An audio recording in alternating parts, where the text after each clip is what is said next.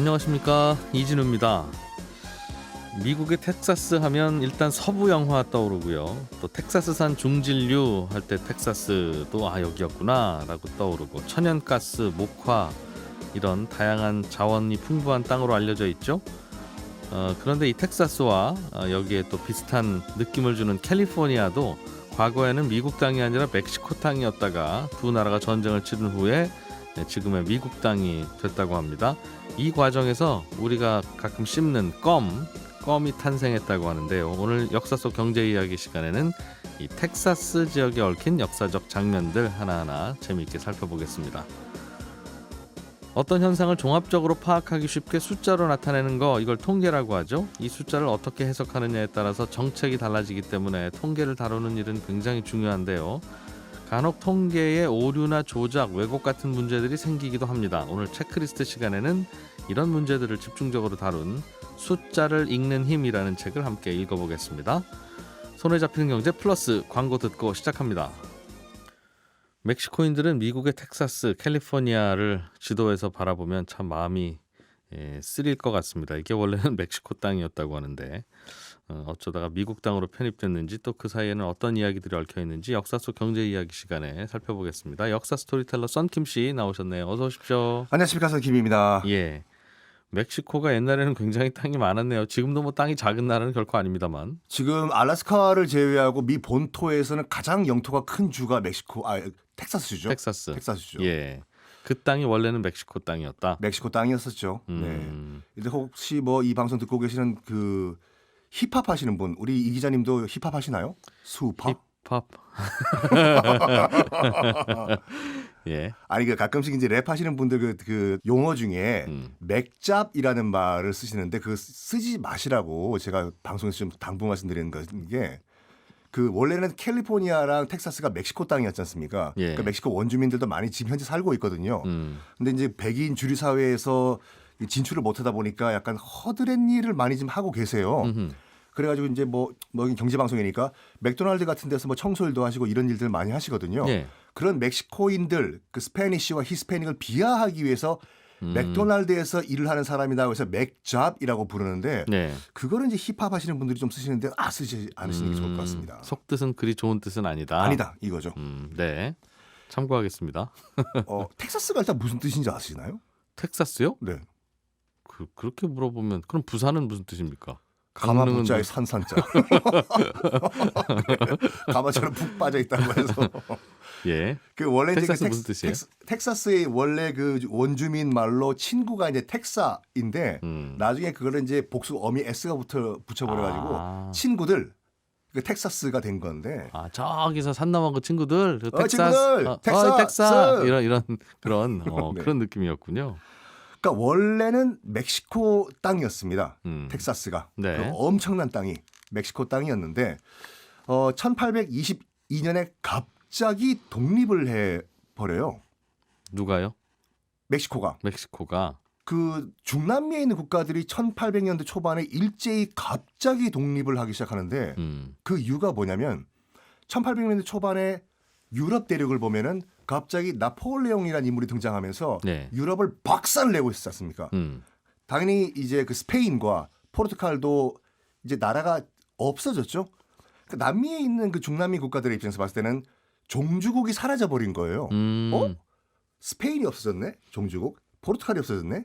우리 이 기회에 독립이나 해볼까? 그래서 일제히 뭐 우리가 알고 있는 이 뭐 파라과이, 우루과이, 그다음 베네수엘라, 콜롬비아 일제히 다 독립을 합니다. 네. 그때 멕시코도 같이 독립을 하죠. 멕시코는 어느 나라 식민지였어요? 스페인이죠. 스페인. 네. 잠깐 황제가 잠깐 있다가 바로 이제 그 다음 해에 산타 아나라는 멕시코 초대 공화국 대통령이 취임을 해요. 어느 나라예요? 멕시코예요. 멕시코에. 예. 산타 안나. 뭐 영어식 발음은 산타 아나 대통령이 취임을 하는데, 너무 땅이 넓은 거예요. 지금 현재 독립한 멕시코가. 이때는 텍사스까지 다 포함된 상태였거든요. 네. 텍사스가 이제 미국과 국경을 접하고 있으니까 저기 어떻게 개발할 방법이 없을까 하다가, 그럼 지금 신생국가 미국도 북쪽에 있는 미국도 신생국가인데 미국 이민자를 좀 받아보면 어떻겠습니까? 미국으로부터 지금과는 반대죠. 지금 멕시코가 이제 미국으로 넘어가려고 하는데 그러니까요. 미국 친구들을 이 땅에 와서 좀 살게 하자 멕시코로. 네. 예. 저 텍사스라는 지역에 지금 사람도 없고 그냥 땅인데 미국에서 한번 그 이민자를 받아가지고 한번 개발을 해보는 게 어떻겠습니까? 산타 아나 대통령님. 네. 좋은 생각이다. 추진해라. 그래서 이민자를 받아줘요. 텍사스에. 그 미국으로부터 넘어온 거죠.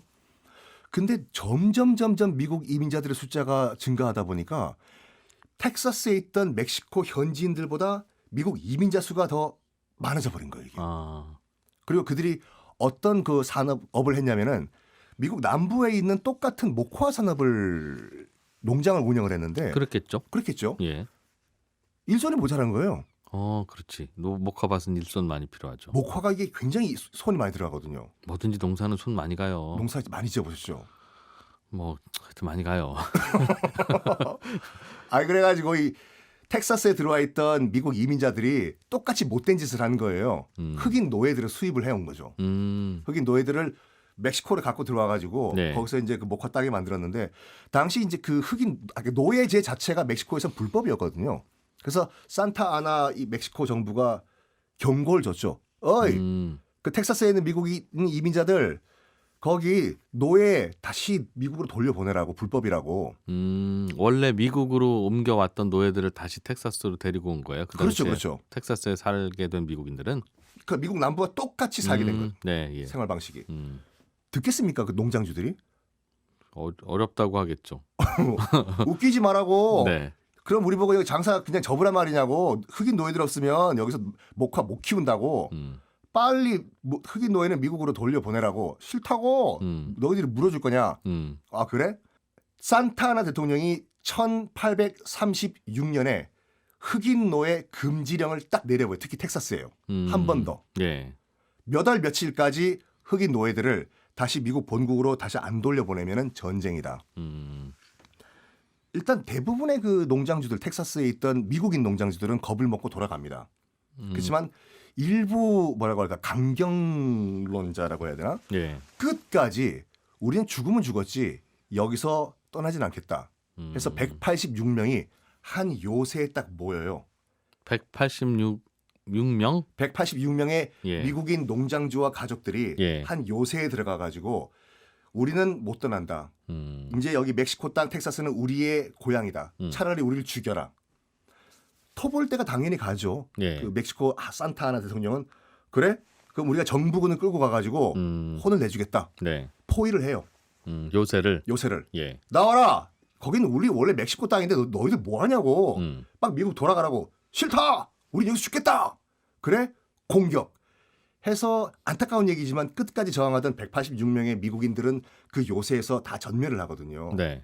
그게 우리가 영화로 알고 있는 알라모 요새. 존 웨인 주연, 존 웨인 연출. 예. 그게 이제 그 할리우드 영화를 통해서 우리가 보면은 멕시코 나쁜 놈들 어떻게 끝까지 저항하는 저런 미국인들을 죽일 수가 있냐. 근데 객관적으로 보면 불법 점령한 거예요, 미국인들이요. 멕시코가 오라 그랬다고 그러지 않으셨어요, 선생님이 지금? 아니 그 이민들 받아준 거지. 네. 불법을 저지르려고 하지 않았어요. 와서 살긴 살되 멕시코 법을 따르라고 했는데 합법적으로 살라고 했는데. 노예를 데리고 왔다. 그러니까요. 이게 미국에 소문이 납니다. 186명의 미국인들이 몰살당했다. 복수하러 가자. 텍사스로. 이번에 미 정부군이 들어가요. 멕시코령 텍사스로. 예. 샘 휴스턴 장군이 이끄는 미 정부군이 들어가는데 이번에는 멕시코 정부군이 박살이 납니다. 박살이 나요. 네. 그래서 점령을 해버려요. 텍사스 전체를요. 샘 휴스턴 장군이. 아시다시피 그 장군의 이름을 따가지고 지금 텍사스에 있는 주요 도시 이름도 휴스턴시죠. 네. 산타 안나 멕시코 초대 대통령이 잡혀서 끌려가요. 대통령이요. 멕시코에 있었는데도 멕시코 그 전쟁의 총사령관으로 참전했거든요. 참전했다가 미군에 지고 미국으로 끌려갑니다. 네. 그래서 백악관에 가서 미 대통령 앞에서 각서를 써요. 텍사스 포기하겠다고 써라고. 이런. 그렇게 됐군요. 예. 텍사스를 미국에 넘겨라.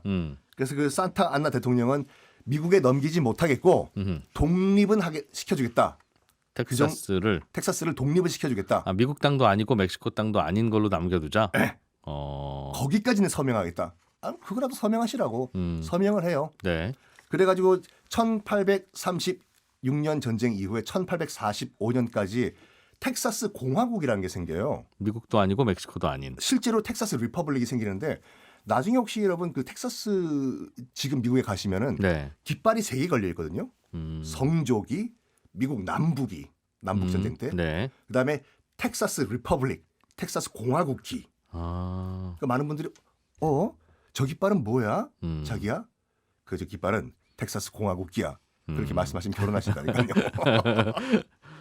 그렇군요. 예. 어쨌든 그 산타나 대통령이 이제 미국에 갔다가 예. 굴욕적인 조약을 맺고 다시 돌아왔지 않습니까? 멕시코로.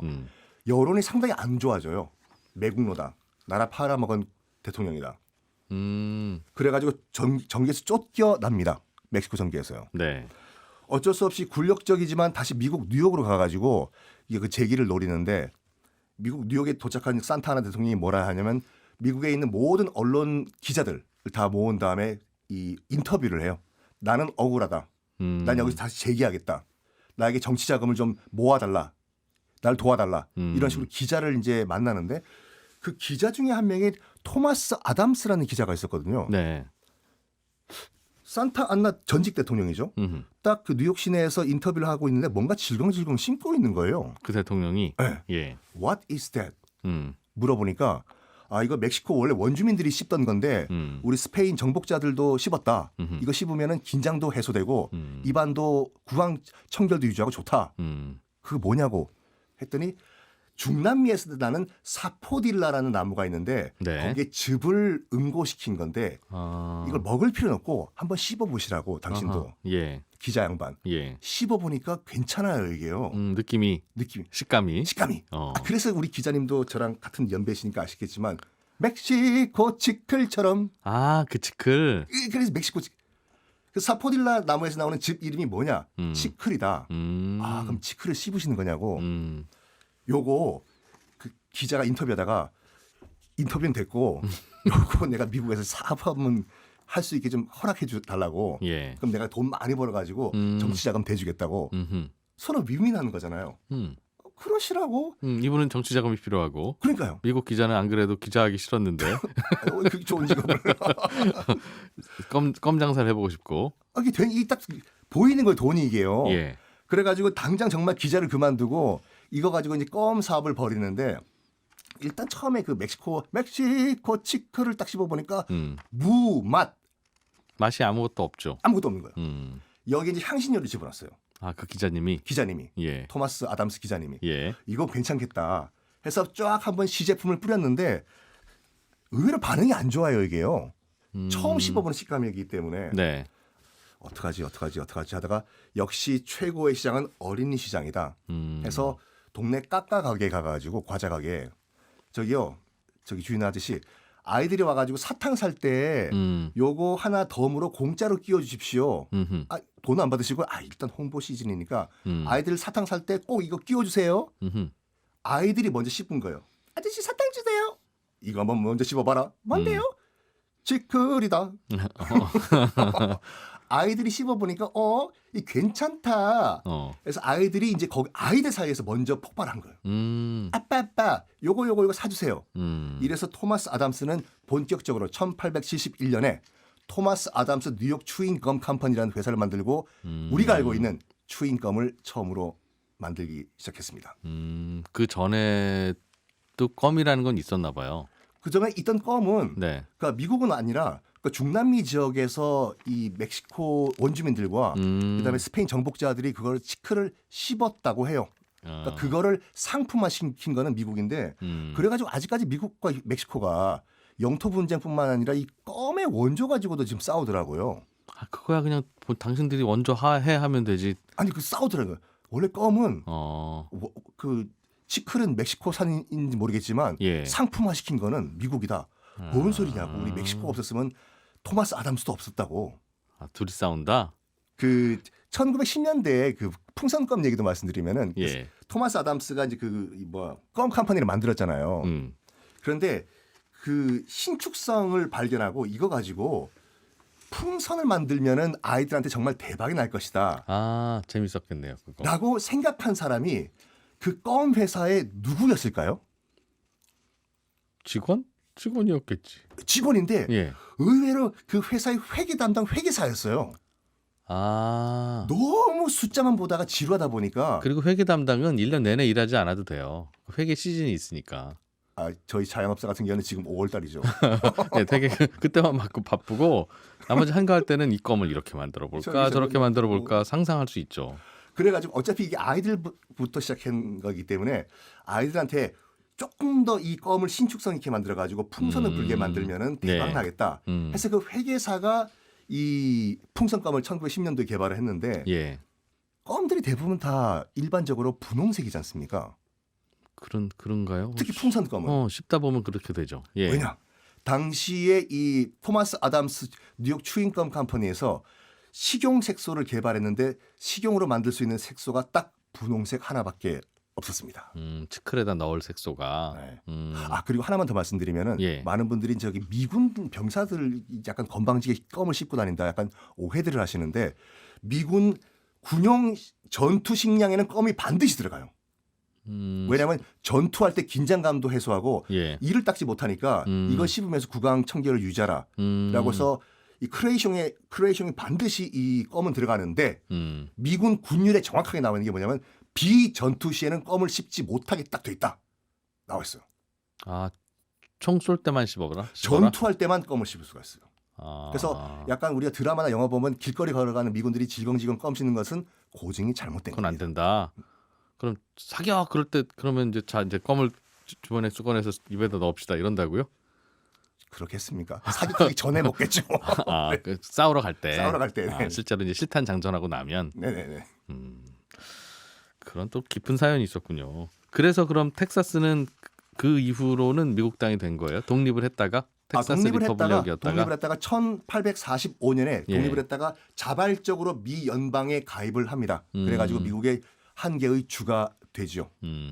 그 주가 지금은 제일 큰가요? 그럼 미국 주 중에는? 알래스카를 제외해서 알래스카를 제외하고 알래스카와 그다음에 그 하와이가 미 본토에서 떨어져 있지 않습니까? 예. 총 48개 주가 미 본토에 있는데 그 중에서 가장 큰 주가 바로 텍사스 주입니다. 알겠습니다. 그 동네 옆에 보면 캘리포니아도 그 동네 있죠. 캘리포니아가 조금 떨어져서 서부에 있는데 그렇죠. 예. 캘리포니아 같은 경우에도 당연히 이제 뭐라고 할까 텍사스가 독립을 해버리고 미국 쪽으로 붙어버리니까 멕시코는 열받죠. 그래가지고 저거 어떻게 할까 하다가 미국이 또 툭툭 건드려봐요.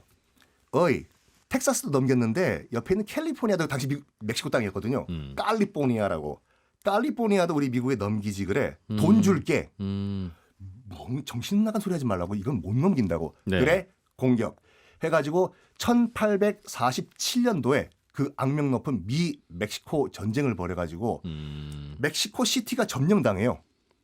멕시코는 싸우기만 하면 졌네요 그때는. 그때는 뭐 미국을 당해낼 나라가 없었죠. 예. 그래가지고 캘리포니아 그때 이제 미국이 합병이 되는데 참 어떻게 보면 불쌍한 게 멕시코가 돈을 줘요 미국이. 우리가 전쟁에서 캘리포니아를 합병한 게 아니라 내가 판다고 했는데 너희들 돌아 안 받았잖아. 돈 줄게. 얼마 줬는 줄 아세요? 미국이? 캘리포니아랑 다시 뉴멕시코를 합병을 해버려요. 예. 돈을 얼마 줬냐? 우리 싸운 거 아니라 돈 주고 산 거다잉. 오케이? 당시 환율이 좀 다르겠지만 100만 달러를 줬어요. 100만 달러. 지금 환율로는 12억. 언제라고요? 다시 가시게 타임머신 타시고. 아니 그거 그때 잘만 굴렸으면 작은 돈 아닐 것 같은데 지금은. 역시 경제쇼군요. 1847년. 1847년. 그 당시에 그럼 그 껌 장사에서 성공했던 그 전직 기자님은 지금 그 집안 재벌돼 있습니다. 정치 자금은 잘 도와줬어요? 아니요. 산타아나는 다시 돌아갔다가 예. 쓸쓸하게 멕시코 시티에서 여생을 마무리합니다. 그랬군요. 역사 스토리텔러 썬킴 씨였습니다. 고맙습니다. 감사합니다. 네, 1부는 여기서 마무리하고 저희는 다시 2부에서 돌아오겠습니다.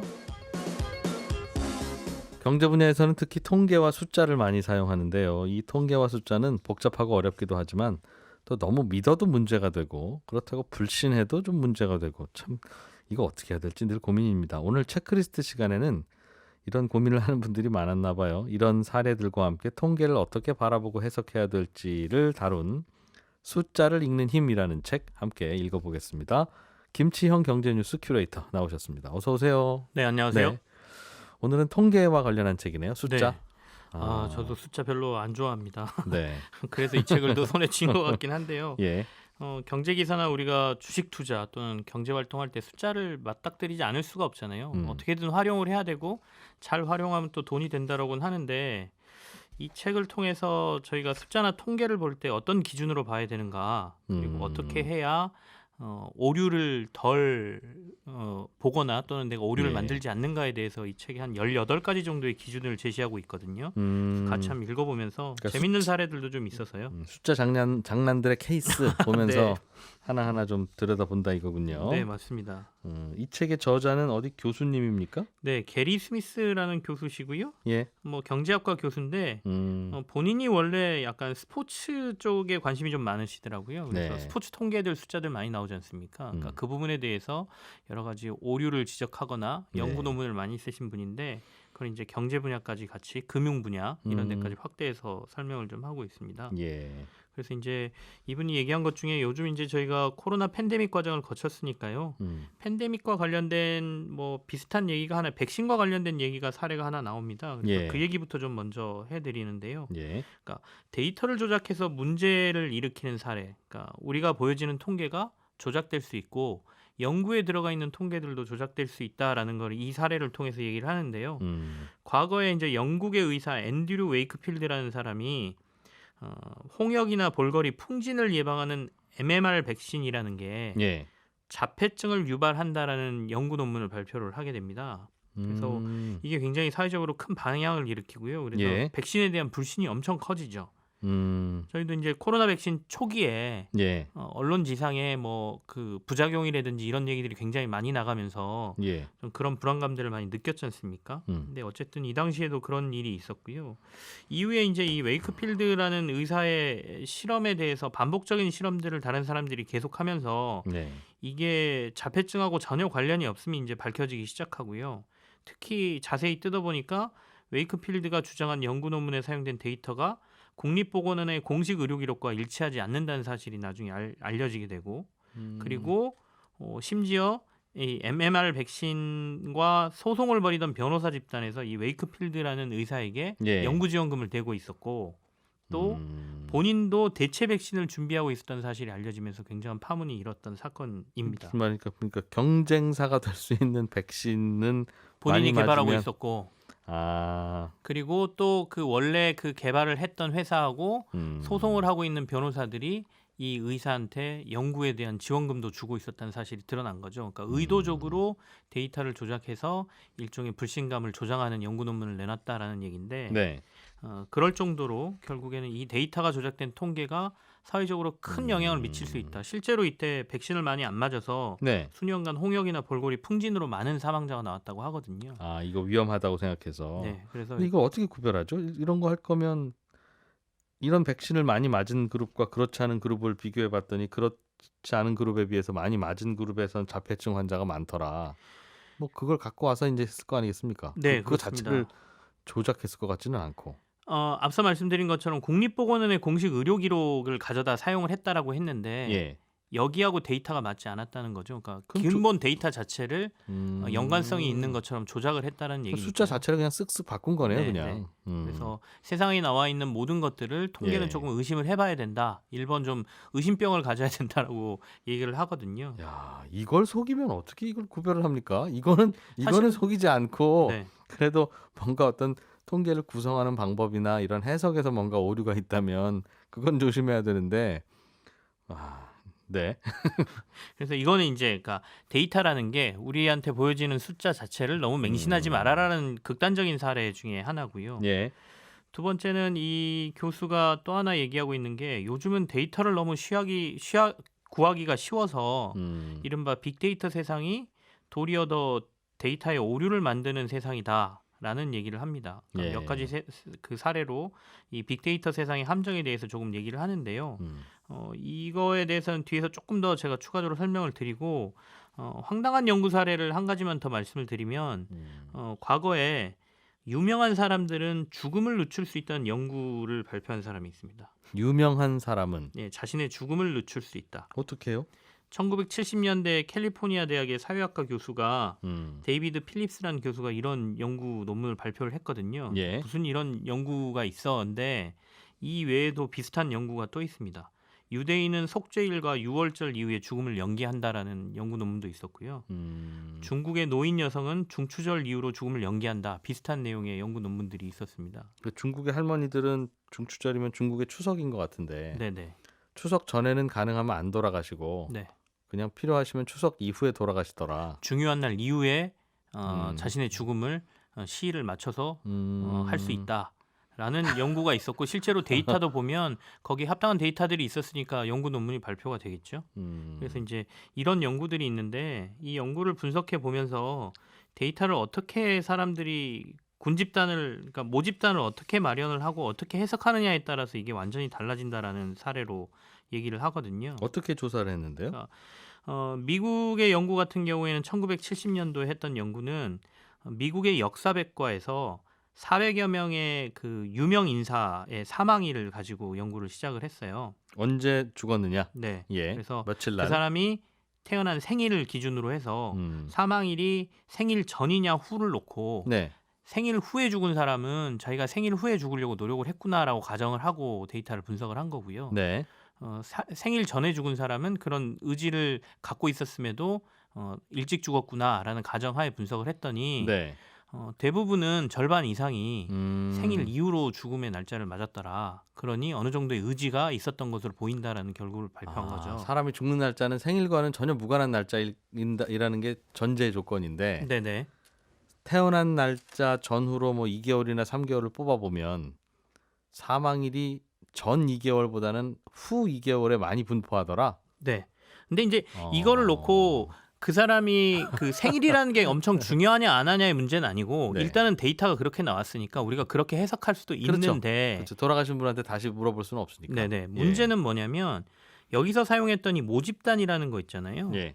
그러니까 결국에는 이 사람이 얘기했던 유명인이라고 했던 사람들 그리고 나중에 이제 유대인은 속죄일 이후에 뭐 죽음을 연기했다 안 했다라고 했던 이 사례도 보면 유대인 같은 경우에는 뉴욕시에 거주하는 모든 거주민들을 대상으로 모집단을 설정을 했고 그러니까 유대인이 아니었던 거죠. 전체 유대인이 아니었던 거죠. 그렇다 보니까 모집단에서 벌써 혼란이 있었고 그리고 이런 표본들이 결국에는 정확한 그러니까 중국의 노인 여성이라고 하면 중국인들만 포함된 노인 여성이어야 되는데 다국가인들이 포함된 여성들 전체로 했는데 이거를 중국인으로 해석을 한다든지 네. 그러니까 이 결과가 어떻게 나와 있는지 모집단을 어떻게 했는지를 보게 되면 오류들이 굉장히 많이 발생한다는 얘기를 하고 있습니다. 그렇군요. 실제로 어떤 통계를 어떻게 썼는지에 대해서도 까탈스럽게 따져야 된다. 가끔 이렇게 일부러 조작을 하기도 한다. 네네. 조작을 하면 이거 참 알겠습니다. 생각보다 근데 조작이 많다고 얘기를 하고 있죠. 그 말은 연구자의 착각이 아니라 네. 연구자가 뭔가 연구를 해야 되는데 연구거리는 없고 하니까 데이터를 아예 조작해 버린다는 거잖아요. 의도적으로 하는 경우도 있고 그런 유혹에 빠지게 되기도 하고 실제로는 이제 그 아웃라이어라 그래서 네. 데이터를 수집하다 보면 일시적으로 갑자기 이상한 데이터가 나오는 경우가 생기는데 통계에서는 이 아웃라이어를 일반적인 일은 아니기 때문에 삭제해서 보거든요. 그래야 되는데 삭제하고 네. 나면 또 아무 의미 없는 통계가 되니까 네. 연구자들은 어떻게든지 의미를 부여하고 싶겠군요. 그래서 그걸 집어넣는 경우도 있지만 아웃라이어가 아님에도 불구하고 아웃라이어라고 보고 자기의 이론에 맞도록 이 데이터를 삭제하는 경우도 굉장히 많다라고 얘기를 하죠. 네. 그래서 사람들의 심리, 그다음에 자기의 연구 논문이 돋보이게 하기 위한 여러 가지 조치들이 통계상에서 발생을 한다라고 얘기를 하고 있습니다. 그렇군요. 그리고요? 그리고 이제 잘 만들어진 연구 데이터도 어떻게 보여주느냐에 따라서 이게 또 혼란을 많이 주긴 하는데 이게 요즘 저희한테 많이 나타나는 현상인 것 같아요. 그러니까 언론 지상이나 여러 가지 정책 발표를 할 때 표를 많이 들고 나오지 않습니까? 그러니까 일종의 그래프죠. 근데 그래프를 통한 조작이 굉장히 많다라고 지적을 하거든요. 그러니까 특히 꺾은 선 그래프 같은 경우에 가로축을 저희가 0부터 숫자가 이렇게 쭉 올라가지 않습니까? 예. 이 가로축을 없애버리면, 그러니까 숫자를 없애버리면 얼마든지 확대해서 이게 굉장히 많은 변화를 주는 것처럼 오해를 불러일으킬 수 있다고 얘기합니다. 세로축. 세로축, 예, 세로축이죠. 그거를 없애버리면? 네. 그러니까 0부터 시작해서 뭐 만까지 있는 이 그래프를 네. 엄청 확대해서 0이 아니라 알겠어. 만에서 뭐 만 19간만 보여주면 이 진폭이 굉장히 커지지 않습니까? 네. 그래서 정책을 발표할 때 자신의 정책이 시장에 얼마나 큰 영향을 미치느냐 정치인들이 많이 가지고 나오는 그래프 중에 예. 그런 경우가 많아서 세로축이 0부터 시작하는지를 우리는 먼저 지켜봐야 된다라는 얘기를 그리고 하고요. 그 폭이 얼마인지. 네. 그다음에 두 번째 이제 가로축을 가지고 장난하는 건데요. 음. 그러니까 기간을 10년 단위로 하다가 갑자기 마지막만 5년 단위로 바꿔놓거나 또는 5년 단위로 보다가 10년 단위로 바꿔서 갑자기 늘거나 갑자기 줄게 만들어서 이런 사례를 가지고 장난하는 경우가 굉장히 많은데 실제로 미국에서도 그런 사례가 많았다. 그래서 미국이 기초과학 투자가 많이 줄었다라는 결과를 발표하면서 10년 단위로 노벨상 수상한 사람들의 이 숫자를 비교를 하면서 네. 마지막 구간만 4년짜리를 갖다 놓고 최근 들어서 4년 동안이니까 10년보다는 노벨상 수상자가 급격히 줄었을 거잖아요. 네. 이렇게 줄어들고 있습니다. 우리가 예산을 더 받아야 됩니다라는 주장을 하기도 했고요. 네. 그러니까 세금이나 뭐 이런 것들 할 때도 그런 사례가 많으니까 나오면 Y축과 X축이 어떻게 돼 있는지를 분명히 살펴야 되고 그게 0부터 있는지를 봐라 이런 얘기도 나옵니다. 그러니까 전문가들은 언제든지 우리를 속이려고 하고 속일 준비가 되어 있다. 네, 긴장하자 그 방법밖에 없다는 거네요. 이 책의 주제는. 네 그렇습니다. 또 어떤 통계 장난질들이 소개돼 있어요? 그 앞서 제가 이제 빅데이터 세상이 도리어 이런 통계나 데이터의 문제를 발생시킨다라고 잠깐 언급을 드렸었는데요. 그러니까 일반적으로 연구자들이 연구를 할 때 이런 일이 있을 거다라는 가정을 세우고 이 가정과 맞는 그 조사와 분석을 하게 되지 않습니까? 그러니까 자료를 수집하고 수집한 자료를 분석해서 결론을 내리게 되는데 최근에는 데이터가 너무 흔해지다 보니까 이 가설 설정하는 작업이 사실은 사라지고 일단은 이것저것 실험을 여러 번 하고 데이터를 가져다가 온갖 걸 다 본 다음에 그 안에서 패턴을 분석해낸다는 겁니다. 그러니까 요즘 AI 활용해서 그런 거 많이 하잖아요. 네. 그러니까 온갖 걸 다 집어넣어서 뭔가의 패턴이 나오면 그 패턴에 짜맞춰서 이론을 만들고 그 이론을 발표하는 사례들이 많이 일어나고 있는데 예를 들면 예를 들면이라고 하면 저희가 최근에 금융시장이나 이런 데에서도 퀀트라 그래서 예. 과거의 사례 뭐 이걸 넣으면 아. 어떤 일이 벌어지나 해보고 아닌 것 같네 그럼 빼고 예를 들어 세금이 그 법인세가 내려가면 기업의 이익은 늘고 주가는 오른다 해서 또 해보고 예. 여러 가지 변수를 넣어서 계속 해보지 않습니까? 그리고 뭔가의 패턴이 보이면 그걸 가지고 이론을 만들고 발표를 한다는 거죠. 그러나 근데 그게 네. 근데 그게 사실은 어떻게 보면 연구의 방향성 자체가 바뀌는 거고 그렇게 됐을 경우에는 오류가 훨씬 더 많아질 가능성이 높아진다는 거예요. 그러니까 그 패턴은 뭔가 패턴을 반박할 수 있는 데이터가 나오면 바로 무너지는 거기 때문에 연구의 방법 자체가 순서가 바뀌다 보니까 결국엔 여러 가지 오류들이 더 많이 나오는 현상이 벌어진다라고 얘기합니다. 어떤 사례들이 좀 있으면 들어볼 만할 것 같은데요. 사실은 거기에 대한 사례는 아까 말씀드린 대로 여러 가지 18가지 근거로 해서 네. 이제 분석을 해놓은 거기 때문에 명확한 사례는 나오진 않는데요. 자신이 생각했을 때 최근에 이런 빅데이터 세상에서의 문제는 연구 개발자들이 지금 그렇게 반대로 가고 있다는 거 어떻게 네. 보면 귀납적인 방법이잖아요. 여러 가지 사례를 가지고 이게 맞습니다라고 하지만 그거를 일반화시키기에는 데이터가 부족할 수도 있고 네. 그 데이터 자체 신뢰도에 문제가 생길 수도 있다라고 얘기하죠. 네. 또 다른 건 어떤 게 있습니까? 연구자의 어떤 편향적인 인식이 연구 결과에 큰 영향을 미치기도 한다고 얘기하는데요. 이 사례도 좀 재밌는데 커피와 관련된 그 어떻게 보면 역사상 처음에 임상 실험 얘기가 나와요. 스웨덴의 구스타프 3세라는 왕이 즉위하고 난 다음에 네. 이 구스타프 3세는 그 당시에 커피가 굉장히 몸에 해롭다. 독과 비슷한 존재라고 생각을 했고 증명을 하고 싶었다고 합니다. 그래서 실제 임상 실험을 하게 되는데 그 살인죄를 저지른 2명의 일란성 쌍둥이 형제를 찾고요. 네. 이 사람들에게 참수형을 면하게 해줄 테니까 평생 동안 하루에 세주전자의 커피를 한 사람은 마시고 한 사람은 세주전자의 차를 마시는 걸로 실험을 하자라고 제안을 했다고 합니다. 실제로 이 실험은 진행됐고요. 네네. 그래서 어이구. 뭐 DNA도 갖고 어느 정도 변수가 다 통제된 거잖아요. 네. 그래서 확신을 했다고 하죠. 커피를 마신 사람이 일찍 죽을 거다라고 했는데 결론적으로는 그 차를 마신 사람이 더 일찍 죽었고 네. 커피를 마신 사람은 훨씬 오래 살았고 구스타프 3세보다도 이 커피를 마신 사람이 훨씬 오래 사는 이 결과가 나와서 결국에는 스페인에서 이 임상 결과를 가지고 커피가 대중화되는 역설적인 현상도 나왔다. 그래서 연구를 설계하는 사람의 다양한 이 편견, 편향이 연구에도 굉장한 영향을 미친다라는 사례로 재밌는 사례로 하나 나옵니다. 네. 그리고요.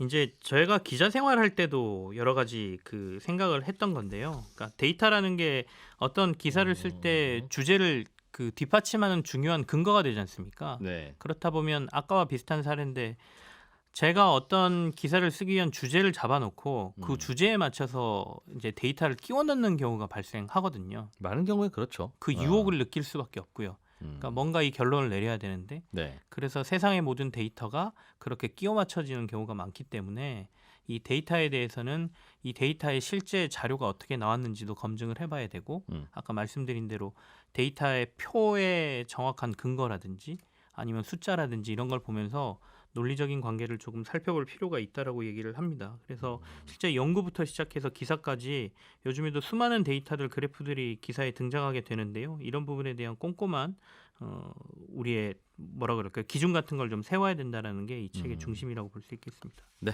김치형 경제뉴스 큐레이터였습니다. 고맙습니다. 네, 감사합니다. 예, 저는 내일 아침 8시 30분에 손에 잡히는 경제에서 또 한번 인사드리겠습니다. 저희 방송 내용 다시 한번 들으시고 싶으신 분들은 저희 홈페이지 게시판 또는 팟캐스트 이용하시면 언제든지 다시 들으실 수 있겠습니다. 내일 아침에 뵙죠. 고맙습니다. 이진우였습니다.